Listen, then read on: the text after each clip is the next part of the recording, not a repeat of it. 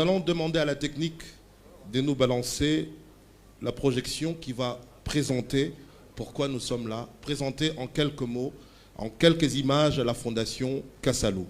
Technique.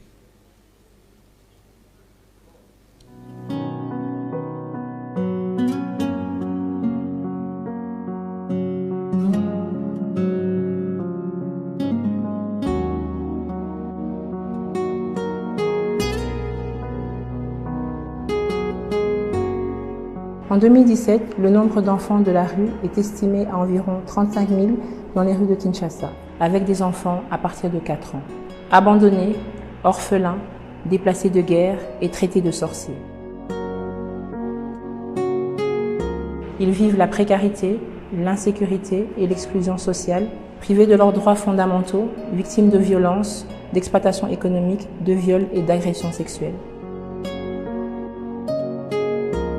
Plusieurs initiatives de terrain, cependant, le champ est vaste et les ouvriers demeurent peu nombreux face au challenge. Tout enfant a droit à un logement, à une éducation et aux soins de santé. Face à tous ces défis, la Fondation Kassalou a pour ambition de créer des centres sociaux d'accueil et d'éducation sur toute l'étendue de la République démocratique du Congo.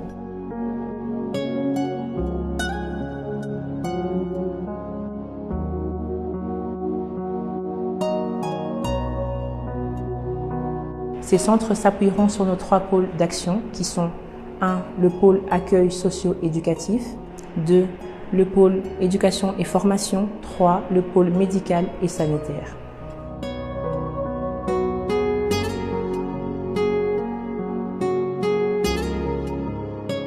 L'éducation est l'arme la plus puissante qu'on puisse utiliser pour changer le monde et tout enfant a droit à un avenir.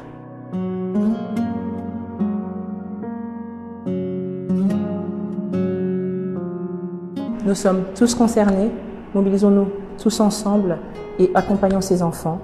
Oubliés d'aujourd'hui, mais espoir de demain et donnons-leur à tous un meilleur avenir.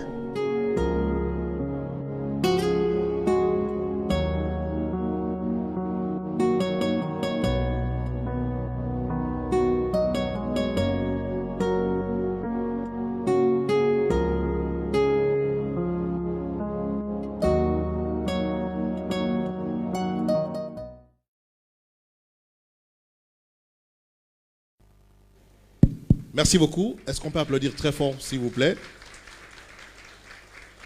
Nous venons de suivre cette vidéo.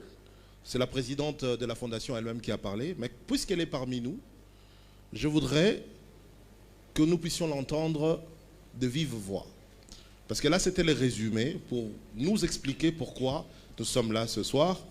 Mais je voudrais, mesdames, messieurs, sous nos applaudissements, inviter sur cette estrade Madame Fanny Tshisekedi Tshilombo Kassalou, sous nos applaudissements, s'il vous plaît.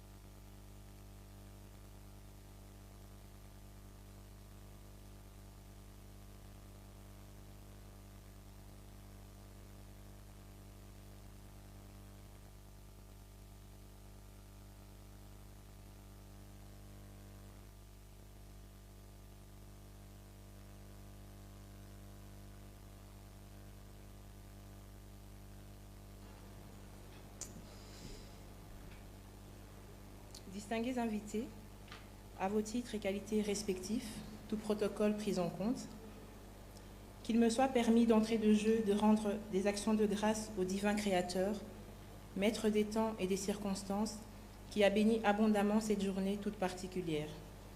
À Jésus-Christ soit rendue toute la gloire. Mesdames et messieurs, au nom de la Fondation Kassalou, qui vous accueille en ce cadre et en mon nom propre, je voudrais ici vous remercier sincèrement pour avoir rehaussé de votre présence à cette sortie officielle qui compte beaucoup à nos yeux.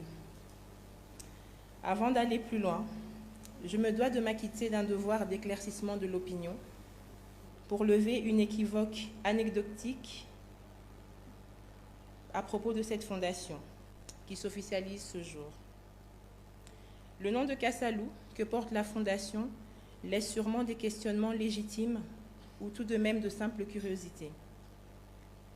Avant ce jour, j'ai entendu dire que Maman Marthe Kassalou a créé une fondation. Le nom de Kassalou est en effet le nom de ma tendre grand-mère paternelle. Ce nom est partagé par plusieurs de ses petites filles et je suis moi-même une des bénéficiaires. Mais toujours est-il que c'est d'elle que je tiens ce nom et donc je voudrais lui rendre ici solennellement un hommage. Cette femme forte et symbolique est une héroïne dont l'histoire n'oubliera pas le combat aux côtés de son défunt mari. J'ai cité le sphinx de Limété, Étienne Tshisekedi Wamulumba.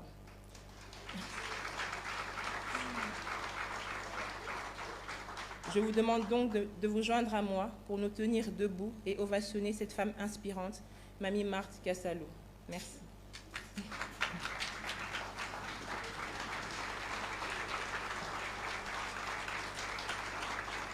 Merci. Mesdames et messieurs, distingués invités, un sage penseur congolais contemporain a dit « La vie n'a de sens que dans la plus-value que l'on apporte dans la vie des autres. » Ce soir, au-delà de mon nom, de tout ce qui couvre mon statut personnel, c'est plutôt mon cœur qui parle. Et l'expression de mon cœur est un plaidoyer. Vous êtes peut-être témoins comme moi de ces enfants qui se feraient au quotidien un chemin au milieu de la circulation et quelquefois s'agrippent à l'arrière des véhicules. Ceux qui dorment sous la belle étoile jusqu'à ce jour dans les agglomérations des ronds-points. Ces milliers d'enfants en rupture familiale, vivant dans la rue sans surveillance, sans éducation, sans amour ni attention. Habitués à la violence et aux brutalités quotidiennes. C'est vrai qu'il y en a qui sont récupérés par des orphelinats, qui du reste travaillent avec des moyens très limités, mais il y a encore un grand nombre qui sombrent dans le décombre de l'oubli et de l'indifférence. Ce qui nous inquiète et pousse à nous demander, avec un fond d'incertitude, qu'adviendra-t-il de ces enfants demain? Quel avenir y a-t-il pour eux? Distingués invités, notre hymne national nous appelle à beaucoup de choses et aujourd'hui j'en ressors une. Nous bâtirons un pays plus beau qu'avant. Bel engagement collectif et commun, n'est-ce pas? Mais ceci, pour plusieurs, comme le seul apanage du chef de l'État, du gouvernement ou du Parlement, ou encore moins de seuls ceux qui sont nantis. Ils ont leur part de responsabilité et nous ne pouvons pas les en dédouaner, mais n'oublions pas qu'il s'agit d'un rêve et qui se réalisera que par les efforts de tout un chacun. Hélas, il arrive que dans la vie, la chance puisse sourire vite aux uns pour leur permettre de réaliser singulièrement leurs rêves pendant que les autres l'attendent encore. Cette chance que nous les croyants nous appelons grâce a plusieurs visages. Et je suis persuadée que l'un des visages de cette grâce, c'est vous et moi qui sommes ici en ce moment. Oui, nous pouvons réellement être une grâce pour ce petit garçon bourré de talents de foot mais qui manque de bottines. Nous pouvons être une grâce pour cet enfant orphelin qui non seulement n'a pas de moyens d'aller à l'école mais qui se retrouve dans un coin reculé où les écoles publiques sont rares. Nous pouvons être une grâce pour cette jeune fille surdouée qui a trouvé sa boussole à cause des conditions de vie et de son environnement de promiscuité. Cet enfant génie mais qui manque de cadre pour faire valoir ce que Dieu a mis en lui.